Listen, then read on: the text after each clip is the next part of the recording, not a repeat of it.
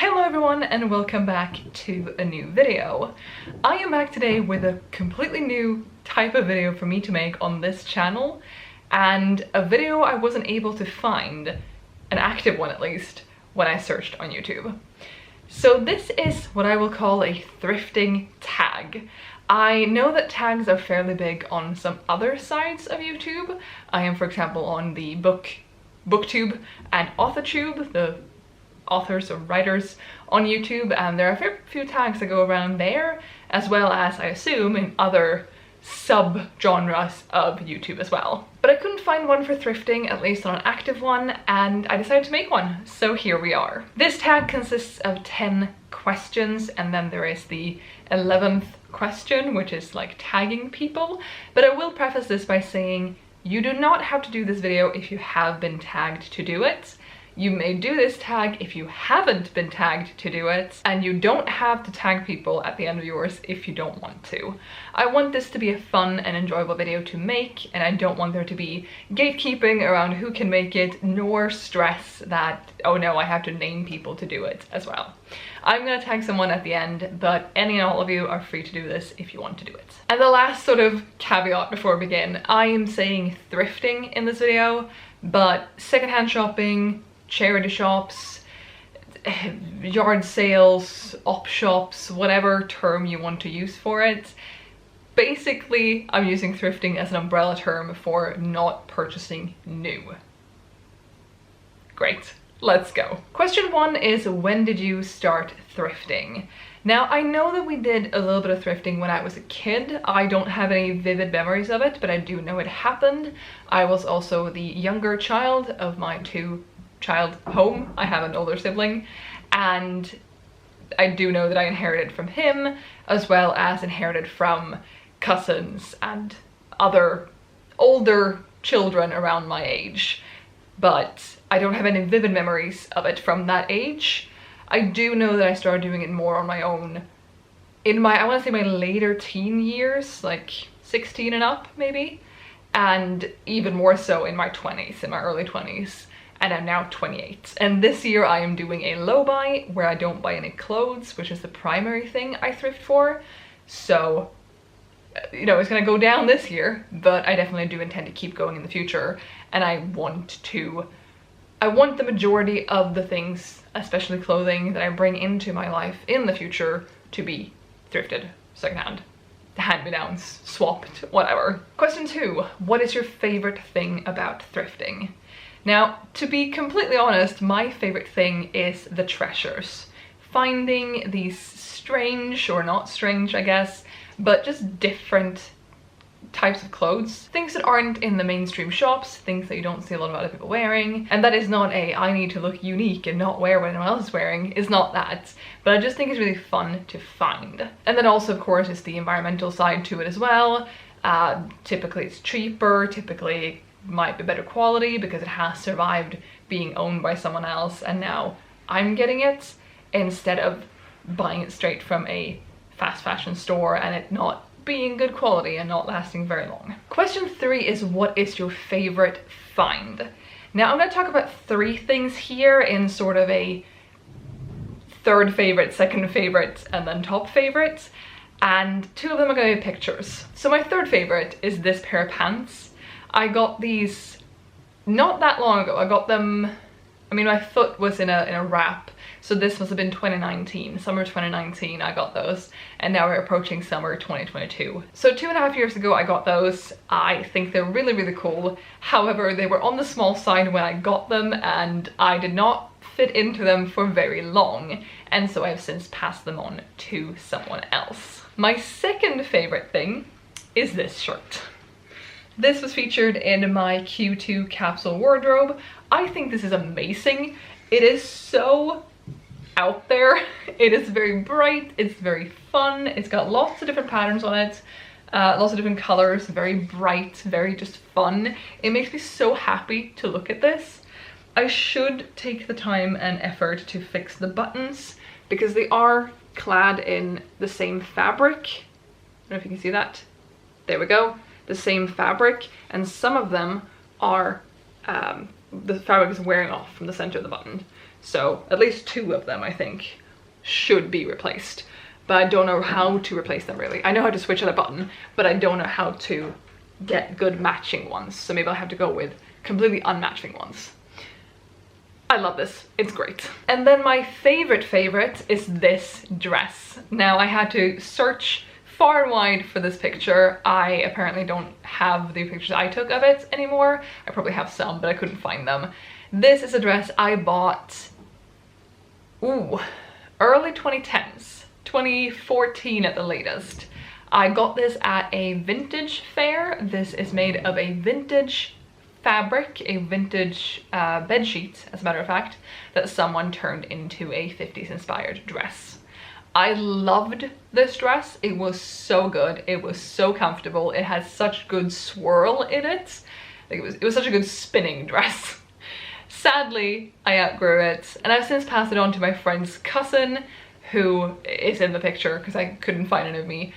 But it's such a great dress, and I'm so happy to see it living on. And I don't mind getting rid of things that don't fit me anymore, but this is such a special dress to me that I'm glad it went to someone I know, if that makes sense. Question 4 is, what is the oldest thing in your wardrobe? Now this could be interpreted in 2 different ways. It could either be the thing you have had for the longest, or it could be the oldest thing, the thing that was produced, made, whatever, the longest ago. Mine is probably the same answer for both these half questions. And that is this dress. And actually both this and my favorite find shirt are in my Q2 capsule, which you can watch up here if you haven't seen it. But this dress is gorgeous. The fabric is really pretty. This is a dress that I got from a coworker who I stopped working with early 2015.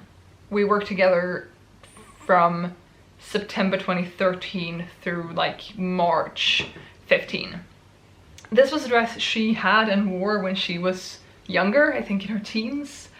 And I think it's handmade because of the stitching, and there's no label anywhere in this dress. I think she wore it in the 60s, 70s maybe. And it's just such a good dress. It has held up so well. She wore it, and I assume wore it a fair bit. And I have worn this every single summer since. I love it. It's so comfortable. It is a bit big, so I tend to put a belt on with it, but it's such a comfortable dress and I love it so much. And so I think that's the thing I've had for the longest, and also the oldest thing I have. Question 5 is, how much of your wardrobe is thrifted? If we don't count underwear and socks, I want to say like 90%. 80 or 90%. I'm gonna count this at some point, not for this video, but I am curious to find out. I rarely buy things new anymore. It does happen, and I'm working on phasing that out more and more, but I want to say like 80, 90%, somewhere there. If we count gym clothes, most of those have been bought new, but many years ago. The more recent ones I've bought have been bought secondhand or handed down from a friend. And loungewear type stuff, most of which has been bought new, but not recently. Like I haven't bought a lot of that in recent years, I don't think.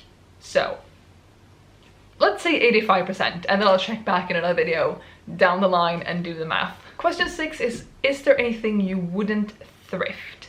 Wouldn't is a strong word, but there are 2 categories I can think of where I think I would hesitate a bit.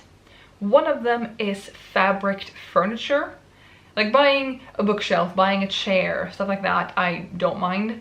But like a couch or a plush chair, you know, with stuffing, I'm a little bit more concerned about, because you can wash fabric. If it's removable, you can wash the fabric, that's fine. I buy clothes all the time, they're washable, it's fine. But things that kind of seeped into like the cushions themselves, that makes me skeptical. I'm not saying I definitely won't, and I'm not saying you shouldn't, but it's something I hesitate about. And then the second thing is shoes. I have strange feet.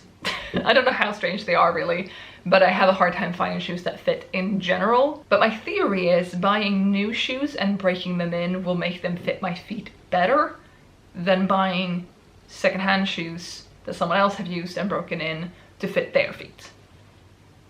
That's just what I think. Question 7 is, do you prefer thrifting online or in person? Now, with the pandemic hopefully coming to an end, I will say the last 2 years I have primarily thrifted online. And that is also when I started doing that. I hadn't tried that before.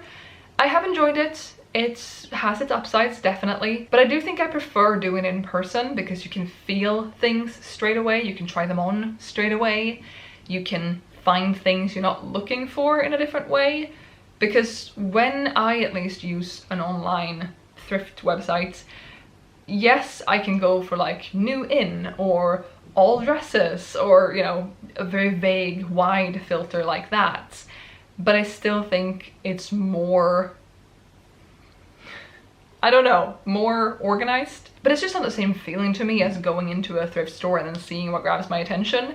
And again, getting to feel things straight away, getting to try things on straight away, getting to bring the things home straight away if there's something I want. So I'm gonna say I prefer doing it in person, but online definitely has its advantages. You can do it when you're available, not their opening hours. You can search for things a lot easier. You can filter, I want a green sweater in this size, and then find that, and buy fabric and, you know, all these different filters. Whereas doing it in person, it can be more difficult to find that green sweater, but I still do prefer it. Question 8 is, which section do you start in? And if we're thinking physical stores here, I tend to not have a plan. Unless I know that I'm getting a men's shirt and I know where this particular store that I'm walking into has their men's shirts, I tend to not have a plan. I walk in, I see where my eye lands, and I start there. I also like being a bit of a completionist when it comes to secondhand stores. Not so much that I have to go to every single section in the entire store, but I do like taking my time and going through all the racks that look interesting to me. Question 9 is, do you prefer thrifting alone or with other people?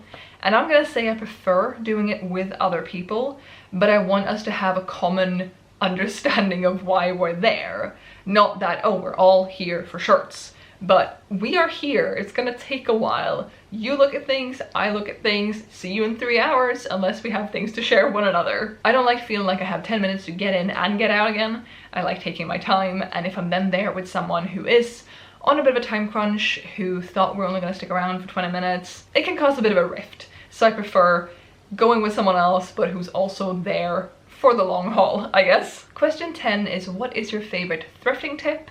And I'm gonna say to go in with an open mind. I know that that can be frustrating if you know that you need a green sweater. You need a green sweater and then there are no green sweaters. That won't work for you. But if you go in with an open mind, maybe you have, oh, I want to get a sweater. You know, if maybe that's the detail, the depth of what you know that you want. And then going in with an open mind, and then if you end up walking out with a green sweater or a blue one or a cardigan even, I think that's how you find the best treasure and how you have the most fun. But that's just what works for me. I'm not saying you have to do it that way at all. And then we're on to the last and final question, which is, who do you tag? And again, like I said in the sort of disclaimers in the beginning of the video, no one needs to be tagged to do this tag, nor do you have to do the tag if you are tagged to do it by me or anyone else. But I'm gonna tag Purposely Press, who is a fellow YouTuber that I've met through this. And if you don't know who she is, and if you haven't checked out her videos, I highly recommend that you do. But that is all I have for you today. Thank you so much for watching. Again, even if I didn't tag you, feel free to do the tag, and I would love to hear in the comments down below either your answers to the questions or letting me know that, hey, I did the tag and I'd love to check that out. Thank you so much for watching. I'll be back with another video on Monday, so I hope to see you then. Bye!